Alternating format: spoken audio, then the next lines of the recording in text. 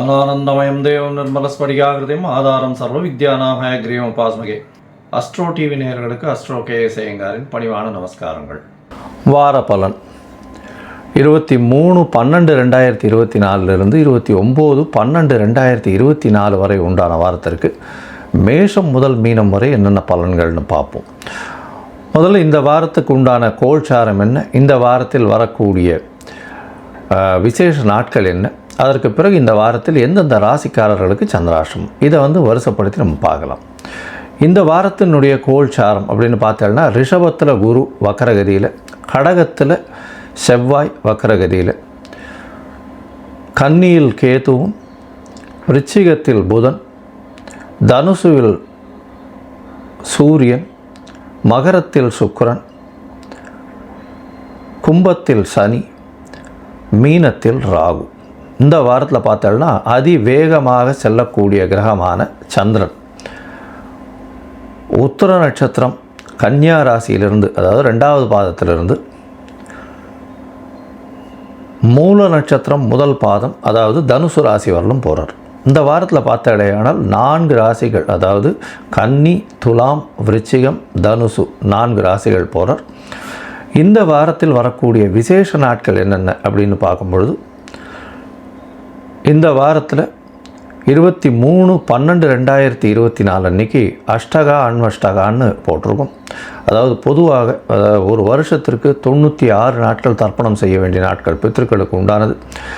இதில் பார்த்தாலேயானால் அஷ்டகா அன்வஷ்டகா அப்படின்றது மார்கழி மாதத்தில் வரக்கூடிய கிருஷ்ணபக்ஷ சப்தமி, அஷ்டமி, நவமி இந்த 3 நாட்களும் தர்ப்பணம் பண்ணணும். அந்த மாதிரி மார்கழி, தை, மாசி, பங்குனி இந்த 4 மாதங்களும் 3 நாள் 12 நாள் பண்ண வேண்டிய கட்டாயம். இது ரொம்பவும் விசேஷமானது, மிகவும் முக்கியமானதும் கூட. உங்களுடைய அருகில் இருக்கக்கூடிய சம்பிரதாயத்தை பேஸ் பண்ணி இருக்கக்கூடிய வாத்தியார்களை கேட்டு தெரிஞ்சுக்கோங்க. இந்த வாரத்தில் பார்த்தாலேயானால் ஏகாதசி எண்ணிக்கை அப்படின்னா 26ஆம் தேதி அன்னைக்கு ஏகாதசி வருது. வைணவர்களுக்கு மிகவும் பெரிய ஏற்றமான காலம் இது. ஏகாதசி தேய்பிரையில் வருது. அதுக்கப்புறம் வளர்பிரையில் வரக்கூடிய ஏகாதசியில் பார்த்தாலேயானால் அது வைகுண்ட ஏகாதசி. இது தேய்பிரையில் வரக்கூடிய ஏகாதசி. இதற்கு அடுத்த ஏகாதசி வைகுண்ட ஏகாதசி. அந்த ஏகாதசி அன்றைக்கே சுவாதி நட்சத்திரம். சுவாதி நட்சத்திரம்னு சொல்லக்கூடியது ராகுவினுடைய நட்சத்திரம், அதுவும் நரசிம்ம பெருமானுடைய நட்சத்திரம். அதாவது ராகுவினுடைய நட்சத்திரம் அப்படின்னு சொன்னாலே திருவாதிரை, சுவாதி, சதயம் இந்த 3 நட்சத்திரம் ரொம்பவும் விசேஷமானது. திருவாதிரை சிவனுக்கு ரொம்பவும் விசேஷம். ஆதிரை அதாவது திரு என்ற அடைமொழி கொண்டது 2 நட்சத்திரம், ஒன்று திருவோணம், இன்னொன்று ஆதிரை. இந்த 2 நட்சத்திரமுமே மிகவும் விசேஷம்.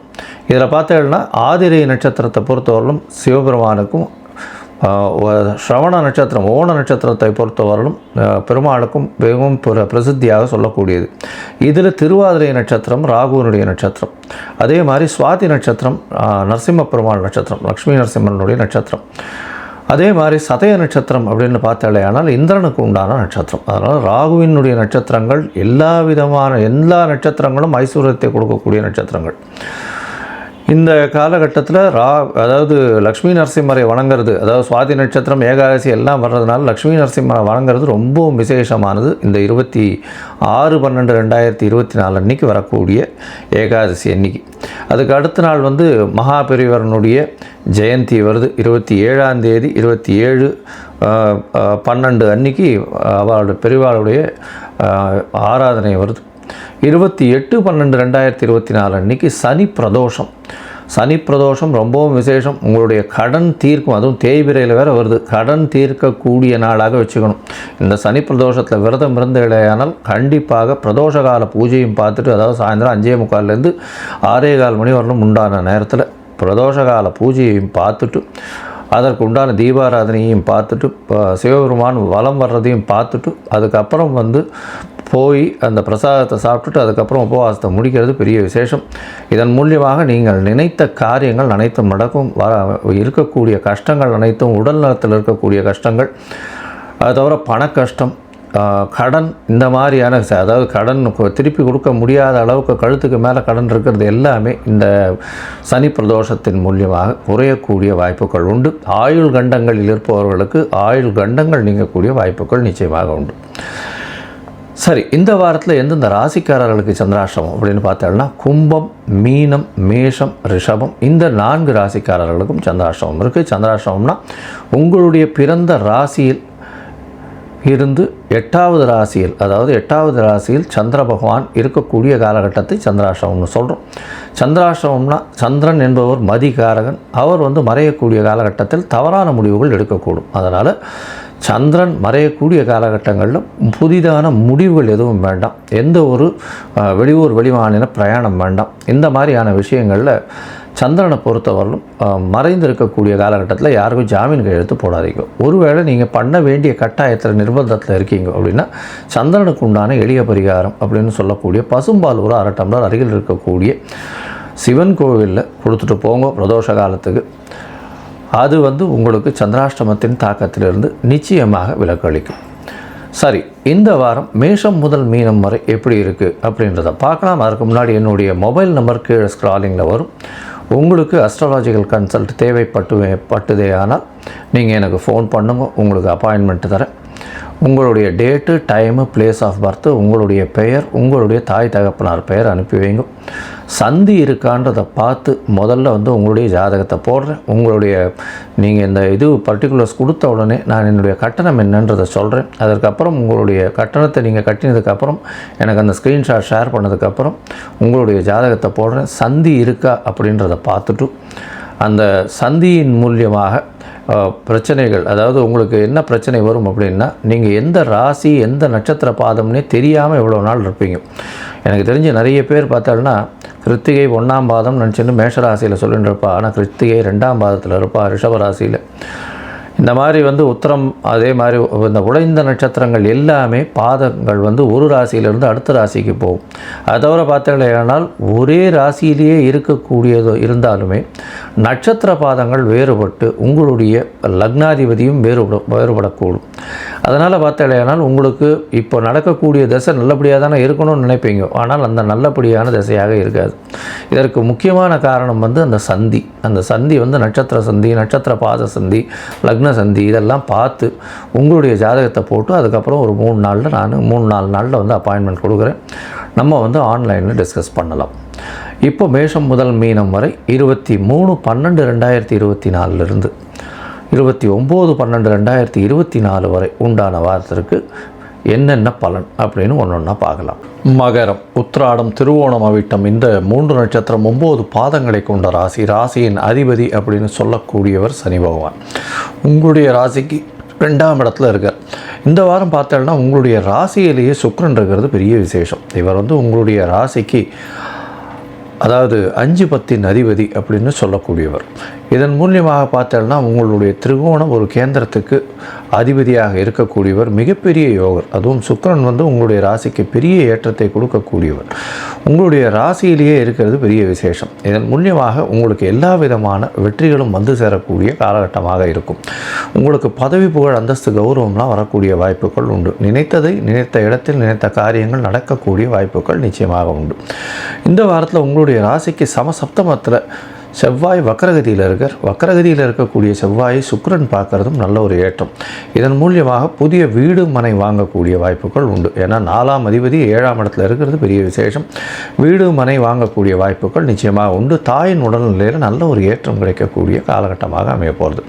உங்களுடைய ராசிக்கு 3ஆம் இடத்துல ராகு. முயற்சிகள் எல்லாமே வெற்றி பெறும். அதை தவிர இளைய சகோதரர்களோட சிறு சிறு மனக்கசப்புகள் இருக்கக்கூடிய காலகட்டமாக இருக்கும். இருந்தாலும் எல்லாவற்றிலும் வெற்றி கிடைக்கக்கூடிய வாய்ப்புகள் நிச்சயமாக இருக்கும். எழுத்து பணியில் இருக்கிறவர்களுக்கெல்லாம் நல்ல ஒரு ஏற்றம் கிடைக்கக்கூடிய காலகட்டமாக அமைகிறது. இந்த வாரத்தில் உங்களுடைய ராசிக்கு 12ஆம் இடத்துல சூரியன் 12ஆம் இடத்துல இருக்கிறதன் மூலியமாக 8ஆம் அதிபதி 12ஆம் இடத்துல போய் இருக்கிறதுனால வெளிநாட்டு பிரயாணம் வரக்கூடிய வாய்ப்புகள் உண்டு. திடீர் பண வரவுகள், பண விரயங்கள் ஏற்படக்கூடிய வாய்ப்புகள் நிச்சயமாக உண்டு. ராசிக்கு 5ஆம் இடத்தில் குரு பகவான் வக்கரகதியில் இருக்கார். வக்கரகதியில் இருக்கக்கூடிய குரு பகவான் உடல் நலத்தில் நல்ல ஒரு ஏற்றத்தை கொடுக்கக்கூடிய காலகட்டமாக இருக்குது. உங்களுடைய ராசிக்கு 2ஆம் இடத்திலே சனி பகவான் இருக்கார். அதனால் 7.5 சனி பாத சனி நடந்துட்டுருக்கு. இந்த காலகட்டத்தில் பொறுமையாக இருக்கிறது நல்லது. எந்த ஒரு டெசிஷனையும் கொஞ்சம் தள்ளி போடுறது நல்லது. உங்களுடைய ராசிக்கு பார்த்தோன்னா 9ஆம் இடத்துல இருக்கக்கூடிய கேது தந்தையின் உடல்நிலையில் சற்று பின்னடைவை ஏற்படுத்தக்கூடிய வாய்ப்புகள் நிச்சயமாக உண்டு. அது தவிர சூரியனும் 12ஆம் இடத்துல இருக்கிறதுனால தந்தையின் உடல்நிலையில் சற்று பின்னடைவும் சந்தைக்காக செலவு பண்ண வேண்டிய கட்டாயமும் வரும். ராசிக்கு 11ஆம் இடத்துல புதன் தனித்து இருக்கிறதுனால அதீத சுபர் அப்படின்னு சொல்லக்கூடியவர். இதன் மூலியமாக எல்லா விதமான வெற்றிகளும் வரும். தொழிலில் அபரிமிதமான லாபம் இருக்கக்கூடிய காலகட்டமாக அமையப்போகிறது. உங்களுடைய சமயோஜித புத்தியின் மூலியமாக தொழிலில் பெரிய ஏற்றத்தை கிடைக்கக்கூடிய வாய்ப்புகள் நிச்சயமாக இருக்கும். இந்த வாரம் பார்த்தோம்னா 23/12/2024 29/12/2024 வரை உண்டான வாரத்தில் சந்திரன் உங்களுடைய ராசிக்கு 9ஆம் இடத்துல இந்த வாரத்தை ஆரம்பிக்கிறார். 23ஆம் தேதியிலிருந்து 25ஆம் தேதி காலை அதிகாலை ஒரு 2:30 மணி வரலும் இருக்கக்கூடிய காலகட்டம். இந்த காலகட்டத்தில் பார்த்தீங்கன்னா 9ஆம் இடத்துல சந்திரனும் 7ஆம் அதிபதி போய் 9ஆம் இடத்துல இருக்கிறதுனால கண்டிப்பாக எதிர்பாலினத்தோர் மூலியமாக சிறு சிறு பிரச்சனைகள் வரக்கூடிய வாய்ப்புகள் நிச்சயமாக உண்டு. பார்ட்னர்ஷிப் பிஸ்னஸில் கொஞ்சம் தொய்வு ஏற்படக்கூடிய வாய்ப்புகள் நிச்சயமாக இருக்கும். உங்களுடைய ராசிக்கு 10ஆம் இடத்துல சந்திரன் வரார். அதாவது 10ஆம் இடம் அப்படின்னு சொல்லக்கூடியது 25ஆம் தேதியிலிருந்து 27ஆம் தேதி மதியம் வரலும் இருக்கக்கூடிய காலகட்டமாக அமையிறது. தொழிலில் பெரிய ஏற்றம் இருக்கக்கூடிய காலகட்டமாக அமைய போகிறது. 10ஆம் இடத்தில் சந்திரன் அவரே 7ஆம் அதிபதி, ஒரு கேந்திராதிபதி இன்னொரு கேந்திரத்தில் இருக்கிறதுனால நல்ல ஒரு வெற்றி வரக்கூடிய வாய்ப்புகள் உண்டு. இந்த வாரத்தில் பார்த்தோம்னா இந்த இரும்பு சம்பந்தப்பட்ட வியாபாரம், சிமெண்ட் சம்பந்தப்பட்ட வியாபாரம், கெமிக்கல்ஸு, அதை தவிர இந்த கருப்பு மண், அதை தவிர போர்வெல் போடுறவங்க, இரும்பு மோட்டார் சைக்கிள் மோட்டார் இந்த மாதிரியான ட்ரேடிங் பண்ணுறவங்க, அட்வொகேட்டு, அதை தவிர ஜஸ்டிஸு, இந்த மாதிரியான விஷயங்கள் இருக்கிற வார்டுக்கெல்லாம் பெரிய ஏற்றம் கிடைக்கக்கூடிய வாரமாக அமையப்போகிறது. உங்களுடைய ராசிக்கு 11ஆம் இடத்துல சந்திரன் வரார். 27ஆம் தேதி மதியத்திலிருந்து 29ஆம் தேதி இரவு ஒரு 11:30 மணி வரலும் இருக்கக்கூடிய காலகட்டம். புதனோட சம்பந்தம் பரிவர்த்தனை யோகம் வருது செவ்வாயோடு. ஏன்னா செவ்வாயின் வீட்டில் சந்திரனும் சந்திரன் வீட்டில் செவ்வாயும் இருக்கிறதுனால பார்ட்னர்ஷிப்பில் அபரிமிதமான ஏற்றம் இருக்கும். பார்ட்னர்ஷிப் மூலியமாக திடீர் பணயோகம் வரக்கூடிய வாய்ப்புகள் நிச்சயமாக உண்டு. லாபங்கள் அதிகமாக இருக்கக்கூடிய காலகட்டமாக அமையும். உங்களுடைய ராசிக்கு 12ஆம் இடத்துல சந்திரன் வரார். சந்திரன் 12ஆம் இடத்துக்கு வரும்போது சூரியனோட சேர்ற சப்தமாதிபதி 12 வரும்போது பார்ட்னர்ஷிப்புக்கு சிறு சிறு இழப்புகள் வரக்கூடிய வாய்ப்புகள் இந்த காலகட்டத்தில் இருக்கும். அது தவிர வெளிநாடு வெளியூர் போய் பணம் பெறட்டக்கூடிய வாய்ப்புகள் நிச்சயமாக இருக்கும். இந்த வாரம் பார்த்தாலேயானால் நீங்கள் இந்த சனி பிரதோஷம் வேறு வருது. அதனால் சனி பிரதோஷத்தில் போய் ஒரு ரெண்டு விளக்கு வாங்கி எள்ளு எண்ணெய் வாங்கி விளக்கு வாங்கி எள்ளோடு இருக்க விளக்கை வாங்கி அதாவது நல்லெண்ணெய் விட்டு ஏற்றுறது பெரிய விசேஷத்தையும் ஒரு பெரிய மாற்றத்தையும் உங்களுடைய வாழ்வில் நிச்சயமாக கொடுக்கும்.